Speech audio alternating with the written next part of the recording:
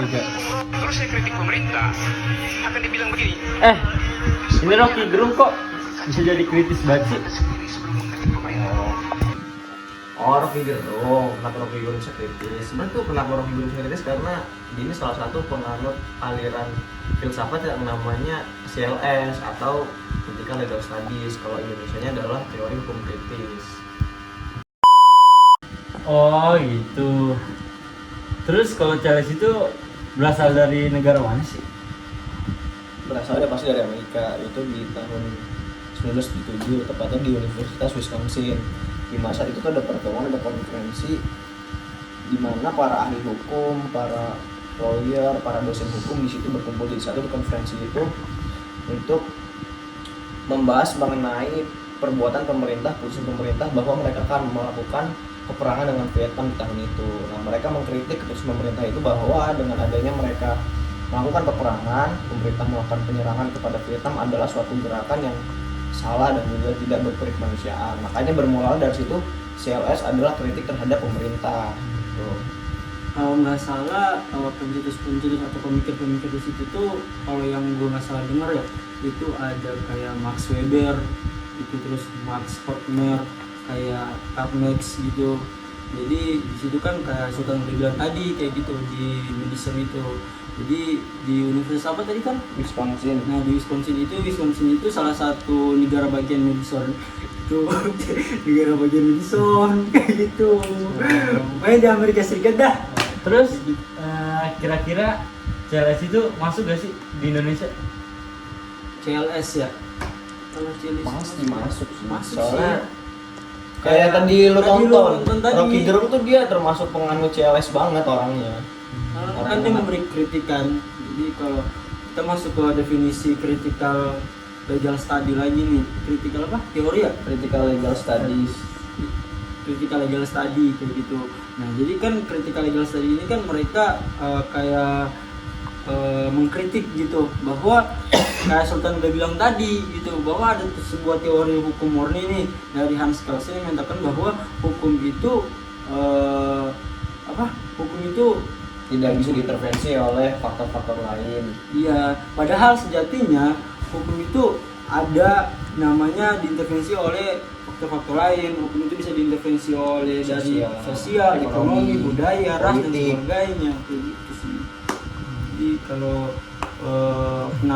apakah hukum critical legal study itu ada di Indonesia? Memang jelas karena itu adalah sebuah konsep untuk mengkritik sebuah hukum. Oh gitu sih. Gue nanya dong, Apa tuh Bang? contoh politiknya gimana tuh CLS? Kalau politiknya? kalau politik kita memperagakan critical legal study di politik itu misalkan di pembuatan peraturan perundang-undangan. Nah, di peraturan perundang-undangan itu ada dua kepentingan kekuasaan dan kepentingan ekonomi di situ. Jadi seharusnya hukum itu dibuat objektif, bukan subjektif gitu. Tidak harus mementingkan bahwa dia merupakan penguasa ekonomi, dia adalah penguasa di suatu daerah gitu. Itu hukum tidak melihat itu kayak gitu. Jadi pembuatan hukum itu harus objektif gitu, sesuai dengan masalah yang dibutuhkan di masyarakat gitu. Jadi nggak ada unsur politik di dalam untuk membuat sebuah hukum. Dan kenyataannya juga di dalam CLS ini sangat membantah yang mengenai equality before the law, di mana semua orang sama di mata hukum itu ternyata adalah suatu game yang sangat nggak berguna bagi CLS. Karena di dalam ajaran Karl Marx itu, di dalam Marxisme diajarkan sebenarnya dalam CLS itu ada dua. Yang pertama dialektika materialisme, yang kedua adalah alienasi. Kalau materialisme ini seperti yang Kaskir bilang, di dalam hukum itu pasti ada campur tangan faktor-faktor kayak ekonomi, sosial, politik. Dalam peraturan perundang-undangan udah pasti ada campur tangan politik. Dalam hasil putusan terhadap suatu perkara pun udah pasti ada yang namanya campur tangan dari politik, ekonomi. Sehingga kalau Mas menggarisbawahi bahwa di dalam CLS ini pemerintah yang di situ memiliki kewenangan, memiliki kuasa, mereka akan mendominasi dan menghegemoni terhadap suatu sistem pemerintahan.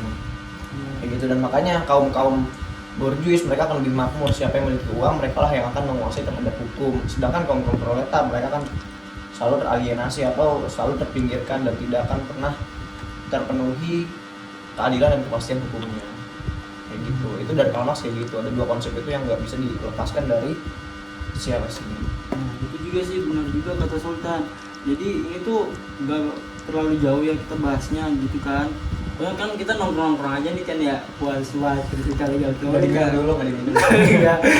udah punya lu minum aja. Jadi nggak untuk bahas. Kan lu tadi kan antara gendrong gitu Iya. kan, kritikal legal study kayak gitu kan.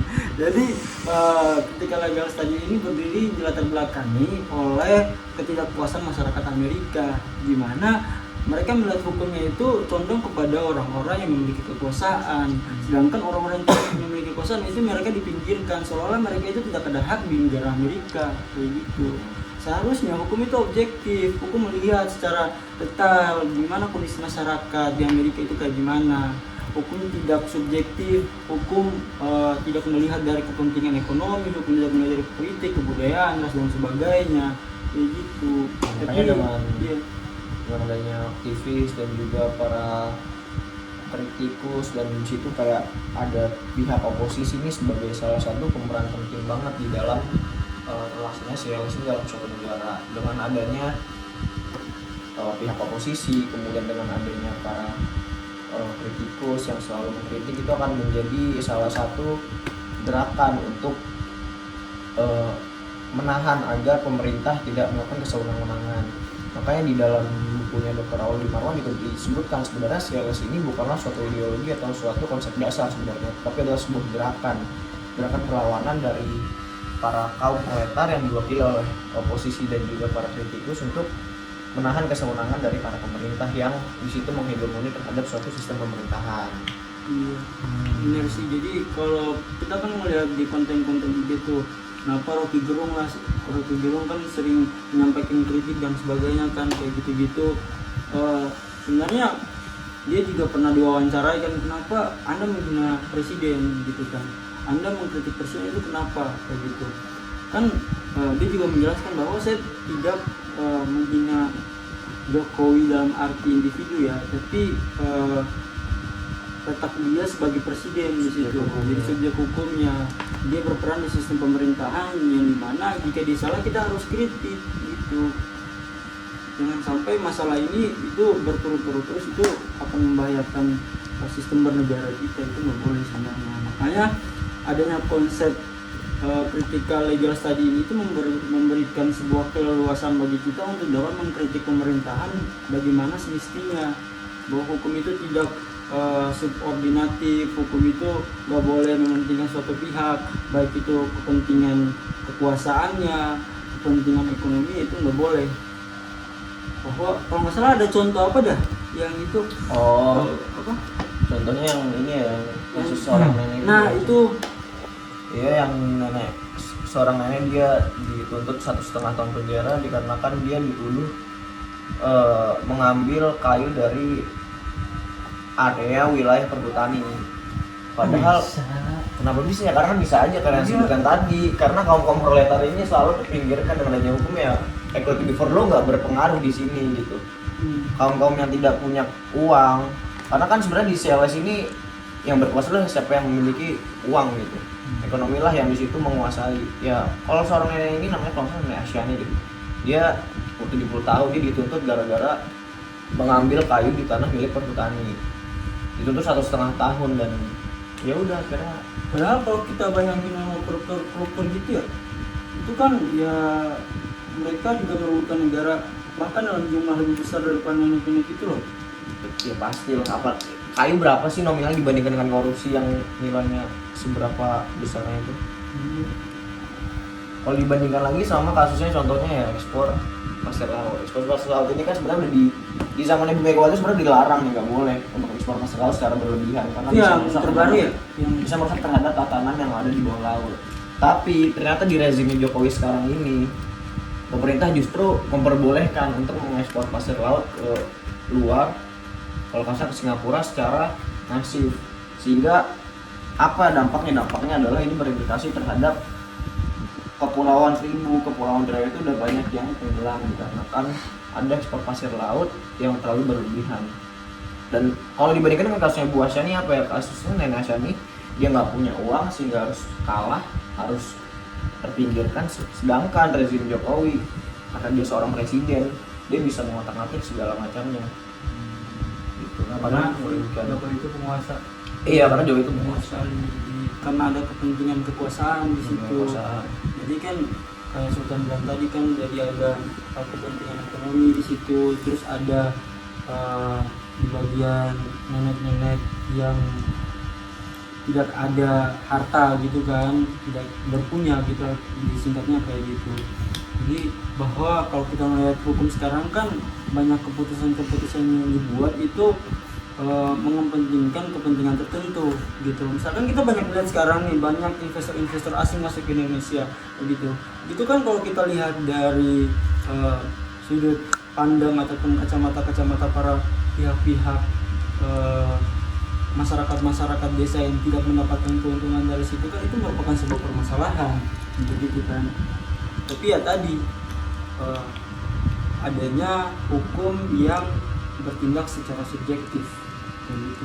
Hukum yang melihat bahwa di sini ada keuntungan nih, hukum yang melihat bahwa di sini kita bisa mengambil bagian di sini gitu. Pembuatan hukum seperti inilah yang membuat negara kita itu nggak maju. Makanya peran dari critical legal study inilah untuk dapat membentuk sebuah pemikiran untuk melawan banyaknya rejim-rejim, untuk melawan rejim-rejim yang memiliki mengendalikan kekuasaan itu. Nah, sekarang harus lebih banyak lagi pihak oposisi dan juga mahasiswa-mahasiswa yang berani untuk mengkritik pemerintah, karena satu-satunya jalan agar pemerintahan ini bisa berjalan tetap dengan baik ya dengan adanya pihak oposisi dan juga para kritikus. Karena apa ya? Karena di dalam CLS ini sebenarnya balancing ya, sebagai penyeimbang antara kaum proletar dengan kaum buruh. Dengan adanya pihak CLS yang di sini sebagai aktivis, pihak oposisi, kritikus ini bisa menyuarakan terhadap suara para kaum proletar yang di situ terpinggirkan juga terdiskriminasi dengan adanya peraturan-peraturan pemerintah atau putusan-putusan pemerintah. Pada itu ya sangat penting dengan adanya CLS ini diterapkan di dalam hati para mahasiswa untuk lebih mementingkan terhadap kaum proletar agar hukum ini tidak hanya berdampak terhadap kaum-kaum yang memiliki kekuasaan, tetapi juga terhadap kaum proletar yang di situ notabene tidak punya kekuasaan dan juga tidak punya nilai dari segi ekonominya gitu. Gitu. Oke. Udah terjawab yang nambah Bung Rocky Gerung nih kritis banget kan. Sudah jam.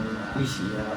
Jadi gitu dah pokoknya. Kalau itu kan ya sekelas doang ya tentang Iya, sekelas doang. itu critical Nggak legal banyak. teori itu, legal study itu.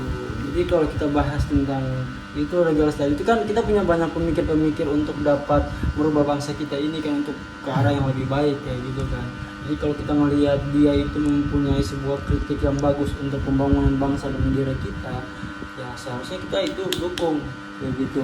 Karena tentu saja itu merupakan sebuah hal yang baik untuk negara kita kayak gitu sih. Itu yang gua paham ya. Kalau kayaknya Sultan lebih paham dah soal critical legal study Mungkin ini. udah Iya. cukup jelas banget sih kayaknya. Enggak, gua kan dari tadi ya mata-mata juga sih. Ya, coba. Iya. Cukup kali Cuma ya. mungkin lu lanjut Cukup. nonton Rocky Gerung dah gitu. Kayaknya gak habis tuh. Oke, Tazkira Mas Sultan, gue banyak terima kasih Siap, untuk Bang. Siap, Bang. masukannya, penjelasannya. Siap bang. Dulu, Bang. Jadi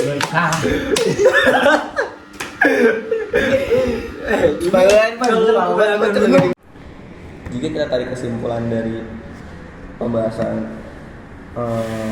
diskusi teman-teman saya tadi, maka critical legal studies ini haruslah mampu menjadi motor penggerak dalam upaya perbaikan kualitas penegakan hukum yang ada di Indonesia.